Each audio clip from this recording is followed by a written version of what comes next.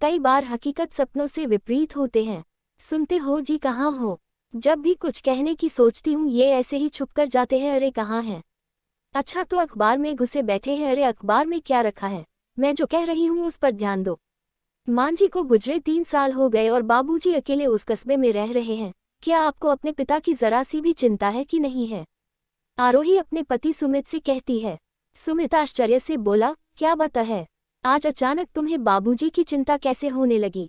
माँ के रहते जब दोनों यहाँ आते थे तब तो तुम्हें वो बिल्कुल नहीं सुहाते थे, फिर आज अचानक मेरे बाबूजी की चिंता, आखिर बात क्या है?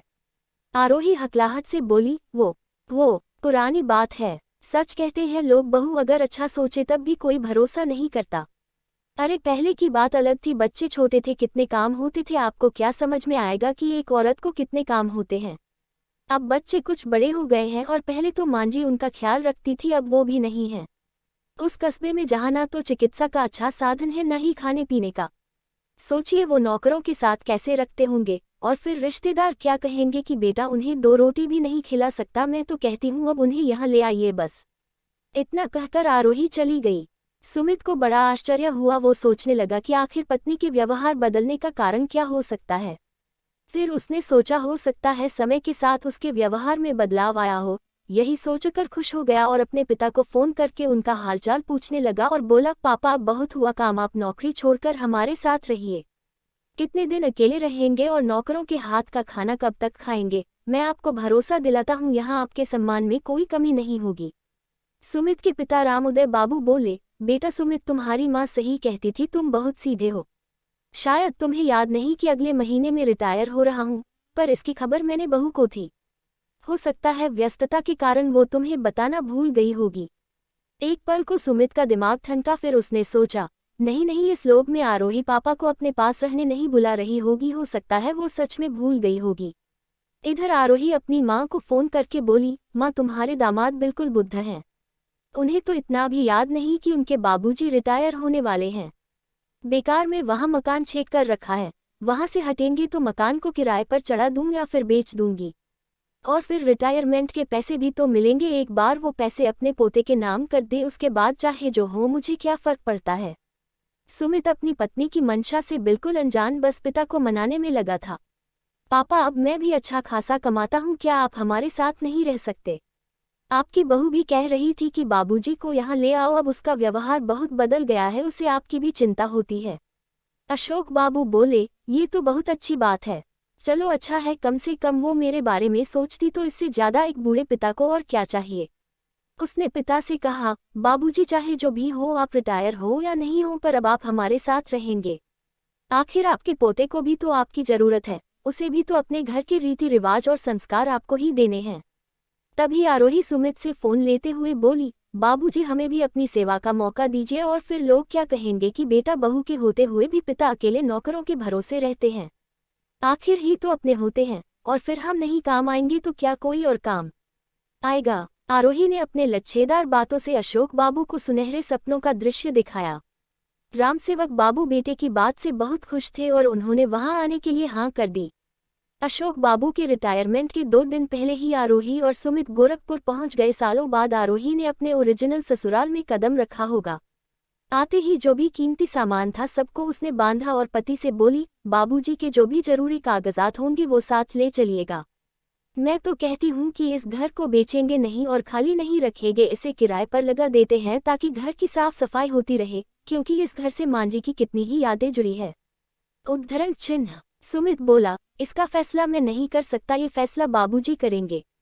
आखिर ये घर उनका है, उनकी जो मर्जी होगी वो करे, मुझे कोई आपत्ति नहीं है। बस मैं ये चाहता हूँ कि रिटायरमेंट के बाद उनका समय सुख से बीते और उन्हें उनके हिस्से का पूरा सम्मान मिले। आखिरकार आरोही ने अपने मंसूबों को अंजाम दिया और अशोक बाबू को अपने साथ ले आई। कुछ रोज तो उनकी खूब अच्छे से सेवा सत्कार हुई, बच्चे के साथ उनका भी मन लग गया। और क्यों न मन लगता, बहू इतनी मीठी मीठी बातें करती थी, बेटा इतना सम्मान करता था, और क्या चाहिए। एक दिन बेटा नाश्ता करके दफ्तर गया, अशोक बाबू टीवी देख रहे थे। आरोही बोली, पापाजी बाजार से 2 किलो आलू, 1 किलो प्याज ला दीजिए, और हाँ, एक दूध के साथ आते आते मुन्ना के लिए बिस्किट भी ले आइएगा। वह बोले, बहू जब सुबह घूमने जाता हूँ तभी कहती मैं सब ला देता, अब फिर से मुझे दोबारा जाने का बिल्कुल भी मन नहीं हो रहा है। आरोही बोली, पापा जी पूरे दिन तो आप घर में बैठे रहते हैं, थोड़ा बहुत काम कर लेंगे तो इसमें हर्ज ही क्या है। मैं कौन सा आपको पहाड़ तोड़ने के लिए कह रही हूँ, बस सब्जी मंडी जाकर कुछ सामान ही तो लाना है। अशोक बाबू बोले, अरे बेटा मैं कौन सा मना कर रहा हूँ, जा रहा हूँ। मुझे आदत नहीं है ये सब काम करने की और अब मेरी भी उम्र हो रही है, मैं भी थक जाता हूँ, इसलिए कहा मैंने कि अगर सुबह बता दिया करो तो वापसी में सारा सामान ला दिया करूँगा। ठीक है नाराज मत हो, मैं अभी ला देता हूँ। आरोही बोली, घर के काम करने में कोई थकता होती है क्या? ये क्यों नहीं कहते कि मेरे बताए गए काम को करने में आपको तकलीफ होती है। इतना कहकर वो अपने कमरे में आराम करने चली गई। ये कोई नई बात नहीं थी, समय के साथ साथ ऐसा अशोक बाबू के साथ असर हो रहा था। बेटा जब तक घर में रहता पिता का बहुत ध्यान रखता था। बेटी के रहते जो बहू चासनी में डूबी बातें करती थी वो उसके जाते ही व्यंग भरे बातों से उनके मन को घायल करती थी। बेटी से वो कुछ कहते नहीं थे क्योंकि दोनों के बीच कलह का कारण वो बनना नहीं चाहते थे, इसलिए चुपचाप रह जाते थे। जब पत्नी थी तो बड़े सुख चैन की जिंदगी को जीते थे। उसके जाने के बाद भी नौकर चाकर घर में थे तो उन्हें कोई कमी नहीं होती थी और ना ही कभी काम करने की जरूरत पड़ी थी। सब कुछ कितना अच्छा चल रहा था, परंतु अचानक हार्ट अटैक के कारण पत्नी दुनिया को छोड़कर चली गई और अशोक बाबू अकेले रह गए। बाजार जा रहे अशोक बाबू सोच रहे थे कि अब वे करें तो क्या करें। ये सब काम उन्होंने कभी किया नहीं है, जो काम बहू पहले मीठा बोलकर करवाती थी वही काम अब ताने देकर उनसे करवा रही थी। एक रोज तो हद ही हो गई जब सुमित की अनुपस्थिति में आरोही अशोक बाबू से बोली, पापा जी आज कामवाली बाई नहीं आएगी तो अपने बर्तन धो लीजिएगा और हाँ देखिएगा अगर सिंक में एक दोस्त बर्तन हो तो उन्हें भी धो दीजिएगा। अशोक बाबू सोच में पड़ गए कि माँ ने कभी आज तक बर्तन नहीं मंजवाए, पत्नी ने कभी बर्तन मांजने को नहीं कहा और आज ऐसे दिन आ गए हैं कि बहू मुझसे बर्तन मंजवाएगी। सुमित के आते ही वही आरोही इस तरह से बदल जाती थी मानो वो एक स्त्री नहीं हो, दो स्त्री के किरदार निभा रही हो। एक रोज अशोक बाबू सुबह की सैर कर कर आए और थककर लेट गए। सुमित उस वक्त घर में ही था। उसने कहा, क्या बात है पापा, आज आप थके थके लग रहे हैं। उन्होंने कहा, बेटा आज जब मैं घूमने गया था तो मुझे चक्कर आने लगा था। सुमित बोला, पापा जी 2-3 दिन मत निकलिए, थोड़ा आराम कीजिए, गर्मी बढ़ गई है, हो सकता है इसी वजह से आपको चक्कर आ गया होगा। इतना कहकर सुमित अपने काम पर निकल गया। कुछ देर बाद आरोही आई और अशोक जी को सब्जी लाने को कहा। उन्होंने कहा, बहू मेरी तबीयत ठीक नहीं है। आरोही बोली, पापा जी सब्जी नहीं लाना है तो मत लाइए, कम से कम तबीयत खराब होने का बहाना तो मत कीजिए। अब घर में रह रहे हैं तो कुछ तो काम करना ही होगा। अशोक बाबू बोले, ठीक है बहू, मुझे कुछ खाने को दे दो, थोड़ी सी ताकत आ जाए तो जाकर बाजार से सामान ले आता हूँ। आरोही ने 2 रोटी सब्जी लाकर उनके सामने रख दी। बेचारे चुपचाप खा लिए, फिर सब्जी लेने के लिए निकल गए। उसी अवस्था में वो सब्जी लेकर वापस आ रहे थे तो उनकी हालत पस्त हो रही थी। किसी तरह वो घर आए और सब्जी टेबल पर रखकर अपने कमरे में जाकर बेचारे बिस्तर पर पसर गए। पत्नी की तस्वीर को सीने से लगाकर फफक फफक कर रोने लगे, क्यों मुझे छोड़ गई अकेला? तुम जानती थी मैं तुम्हारे बिना कुछ नहीं कर पाऊंगा, फिर मुझे किसके भरोसे छोड़ गई? आरोही अपने कमरे से निकलकर आई और बोली, पापा जी ये रोकर क्या जताना चाहते हैं कि हम आपके साथ अच्छा व्यवहार नहीं करते हैं? 2 वक्त का खाना मिल रहा है, सोने के लिए जगह मिल रही है और इस बुढ़ापे में इससे ज्यादा आपको क्या चाहिए?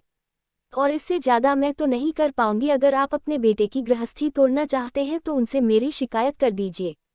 इतना कहकर वो चली गई। शाम में बेटा आया, पिता का हालचाल पूछा, उन्हें दवाई दी। अशोक बाबू ने उससे एक शब्द नहीं कहा, पर अपमान का दंश अब उनसे सहा नहीं जा रहा था। उन्होंने मन ही मन कुछ फैसला किया और एक कागज में अपने बेटे के नाम चिट्ठी लिख दी, बेटा सुमित, मेरी जो भी संपत्ति है वो तुम्हारी है, पर वो संपत्ति सिर्फ और सिर्फ तुम्हारी और तुम्हारे बेटे की रहेगी। उस पर तुम्हारी पत्नी का कभी कोई अधिकार नहीं होगा। मुझे सरकार पेंशन देगी, उससे मेरा जीवन यापन आराम से हो जाएगा। अब तुम्हारे घर में मैं एक पल नहीं रह पाऊंगा, क्योंकि जहां मुझे सम्मान की सूखी रोटी मिलेगी वहीं मैं जीना चाहता हूँ। अपमानजनक कचोरी से अब मेरा मन भर गया। अपने पिता को माफ करो और मुझे अपनी जिंदगी अपने तरीके से जीने दो। यहाँ आकर मैं इतना तो जान गया हूँ कि हकीकत दिखाए गए सपनों से बिल्कुल विपरीत होते हैं। उद्धरण चिन्ह। आखिरकार इतने अपमान के कारण अशोक बाबू ने सुमित का घर चुपचाप छोड़ दिया और अपने कस्बे वाले घर में रहने चले गए, जहां उनके असंख्य हित चिंतक रहते थे, जिन लोगों से उनके खून का रिश्ता या कोई रिश्तेदारी नहीं थी, परंतु वो सब उनसे मानवीय का नाता रखते थे। रोजाना की तरह सुमित पिता के कमरे में गया। उन्हें ना पाकर वो चिंतित हुआ। फिर उनके द्वारा लिखी गई चिट्ठी पढ़ी और आरोही से सवाल जवाब किया। आरोही ने कहा, घर के थोड़े बहुत काम तो करते थे और तो मैंने उसे कुछ नहीं कहा। सुमित आरोही से बहुत नाराज हुआ और इतना ही कहा, याद रखो जो बबूल बोओगी तो आम कभी नहीं पाओगी। जैसा तुमने मेरे पिता के साथ किया है वो सब कुछ तुम्हारे साथ भी दोहराया जाएगा। अपने पिता का सम्मान को दूसरे के पिता का अपमान। आज मेरी माँ मेरे पिता के दुख में शामिल नहीं हो पा रही है। हो सकता है तुम्हारे दर्द को बांटने के लिए कल मैं भी नहीं रहूंगा। सुमित अकेला पिता से मिलने गया, उनसे माफी मांगी। पिता ने ये कहकर उसे वापस भेज दिया कि मैं अपनी जिंदगी जी चुका हूँ, बस इतना ही कहूँगा, अपने बच्चे को अच्छे संस्कार दो और अपनी गृहस्थी संभालो। मेरा बचा हुआ समय यहाँ खुशी से बीत जाएगा। खाने भर के लिए पैसे मुझे मिल जाते हैं तो मुझे अब किसी चीज़ का लोभ नहीं है। आज तक सम्मान से जीता आया हूँ, सम्मान से आंखें बंद हो जाए, बस इतनी ही कामना करता हूँ। निराशा सुमित वापस लौट आया और उसके बाद उसके घर में पुरानी खुशियाँ, वो हंसी मजाक मानो रूठ गई। अशोक बाबू ने बहू की इस हरकत के लिए उसे कभी माफ नहीं किया। बेटे और पोते से मिलते थे परंतु बहू को अपने चौखट पर उन्होंने दोबारा कदम नहीं रखने दिया। मित्रों, ये कहाँ तक सही है कि अपने पिता का कोई सम्मान करें और दूसरे के पिता का अपमान करें? आपको क्या लगता है, अशोक बाबू का आखिरी फैसला सही था? आपको ये कहानी कैसी लगी? अपने अनुभव और विचार कमेंट द्वारा मेरे साथ साझा करें। कहानी को सीख समझ कर पढ़ें और ज़्यादा से ज़्यादा शेयर करें ताकि लोगों की मानसिकता कृपया कहानी को अन्यथा ना लें। बहुत बहुत आभार। अगर आपको हमारी कहानी अच्छी लगी तो हमारी वीडियो को लाइक करें और हमारे चैनल को सब्सक्राइब करें।